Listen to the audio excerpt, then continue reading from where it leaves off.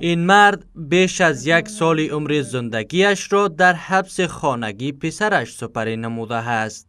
اکنون به اثر اطلاع باشندگان محل از سوی مسئولان فرماندهی امنیه بغلان از بند رها گردیده است.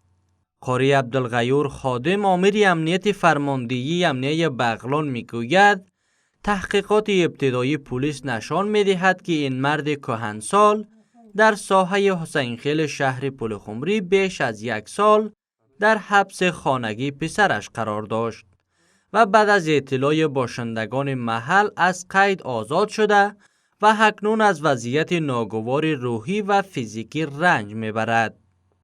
تقریبا 1 کال و 3 میاشتې کېږي چې دلته د خپلو زامنو لاسه بندي وو، یعنې تړل شوي په زنځیرونو باندې.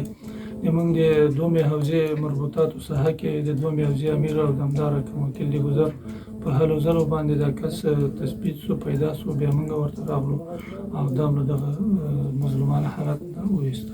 دغه سړی خو تقریبا 1 کال او 3 میاشتې شاوخوا کېږي چې دغلته په دغه کوټه کې پروت او زنځیرونه کله پښو ته اچولي کله خوسي خو دغلته موږ امیر د حوزې 2 ته او اطلاع ورکړل او بیا د امیر صاحب د امنیت سره رابطه وکړه. دا خلک راغله، موږ د دې نه مننه کوو، شکریه ادا کوو چې دغلته راغله، دغه سړی له دې زنځیرونه خلاص کړه او انشاءالله آینده کې ورسره ګوري چې دوی څه شی کوي ورسره. به گفته مسئولان در فرماندهی امنیه بغلان تا اکنون انگیزه حبس خانگی این مرد روشن نیست و بررسی نیروهای امنیتی در مورد این قضیه جریان دارد.